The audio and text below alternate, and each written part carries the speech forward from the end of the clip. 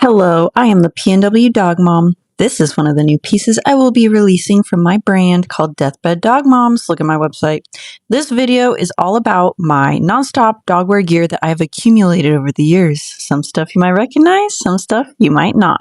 A lot of this stuff is overkill and it's a little bit extra, but the point is to have fun. So I'm just going to show you what we got. If you have never heard of the dog sports called Bikejoring or Canicross, then maybe this video will inspire you. If you have a high energy breed dog and a need for speed, then I recommend you think about trying Bikejoring for the ultimate fun with your dog in the outdoors. Before trying any sport with your dog, I would recommend that they have great manners and an ability to be recalled to you easily. There are times you'll be passing other people with dogs who may react to the spectacle, so it's best to have reliable control of your own dog for safety. Bikejoring and Canicross are fairly simple activities to enjoy together outside, but there are some pieces of gear and accessories that I have come to use regularly that have made our outings much more enjoyable on both ends of the leash. I'm no expert, but I am a gearhead and not afraid to give honest feedback about dog gear so that you can form your own opinion. I hope this video helps anyone who is curious about these sports to decide if it's something you'd like to start enjoying for yourself. First on the list, we have the Canicross Belt 2.0. This is a belt that I got because it makes Canicross and hiking a lot more comfortable for both of us. From the website, all of the dog's force transfers through the belt to your body, and a well-designed belt will minimize strain on your lower back, even if you are attached to an energetic dog. So I actually used this guy for the first time this morning, and Valentine really put it to the test because that boy can pull. And I really like it. It really does make a noticeable difference. The movement, the energy. I no longer feel it in my waist, like pulling my guts and pulling me off balance. It really does keep the center of gravity right around the lower hips. This is their new cooling vest that I grabbed for Valentine, who heats up like crazy in the summer. He has a surprisingly large barreled chest since he's a Brittany, but this fits decent enough and it is fabulous quality.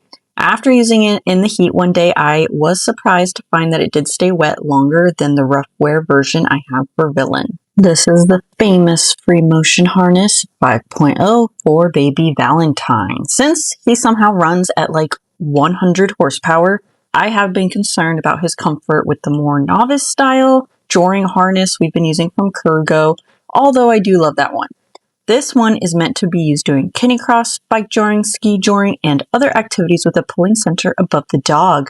The ergonomic fit provides freedom of motion and minimal breath constraint. This is the original version I had for Villain in his size. He is about 65 pounds. Valentine is about 35. So there's a little comparison in the sizes. So cute. This metal bike antenna is hands down what I get the most comments on when I am biking with Valentine. It is specifically designed to keep the dog's bungee leash from tangling into the front wheel of your bike or scooter.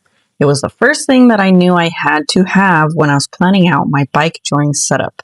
I can't say enough good things about it. It's super strong, very dependable, even though it's been bent in half to the side multiple times. It does require some DIY knowledge to attach it to your bike, but it's been genuinely life-changing and I would not feel comfortable bikejoring without it.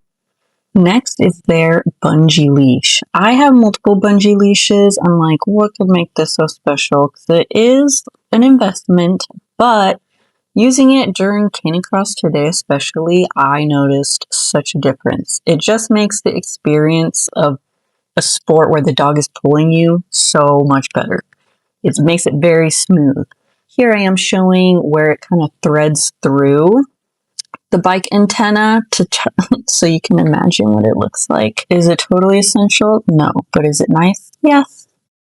Probably the most important piece of your setup is your helmet. This is where I tell you to shop local and go to your local bike store because they are going to be able to help you find the best helmet for your needs. I won't lie, I love this one for the color. It matches my earbuds. And I love the fit. It has really adjustable parts under the chin and on the back of the head. And I liked the honeycomb feature to protect my brain. Here we are talking about booties. I have a long history with booties. I'm still not super in love with any booty I have found. I have tried them from rough wear. Didn't work great. These ones are from Spark Paws. They have been good enough for now. But I just had to show these little socks from Roughwear. Again, are these necessary? No. But they're literally so cute and charming. They do slide down, not all the time, but enough of the time to where I debate whether they are actually useful.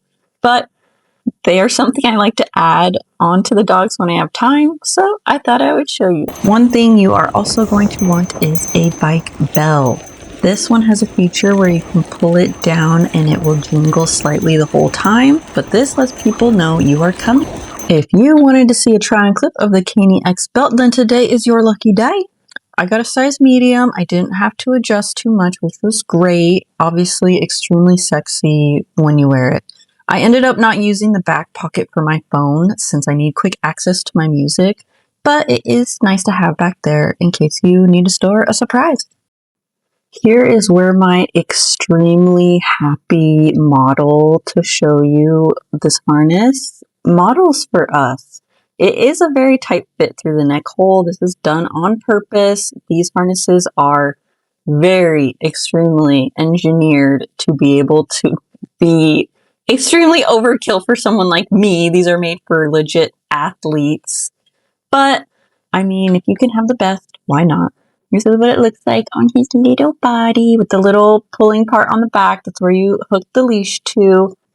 Although the size chart little option on their website is not my favorite, it did actually end up fitting him pretty dang good. So, I mean, I guess it works, even with his barrel chest. For fun, I wanted to act out and fantasize my first time using the whole setup with him, even if it was just in the backyard. So using our super fancy full-length bungee leash and the belt and the harness, attaching it, wow, it does end up being pretty lengthy. Little did I know, even with him helping me run, I still cannot even pretend to keep up with him, which is why I prefer Bikejoring. This is me sending you love for watching this far and taking off the little belt so you can see what it's like. It's very easy. Just like that, and you're done. Depending on the energy levels of your canine, the taking off of the harness may not be as grateful. He does not always act like this, so don't worry, don't call the cops on me and animal control. I wanted to show you guys the Kurgo harness just for comparison purposes. So this one is way easier to put on.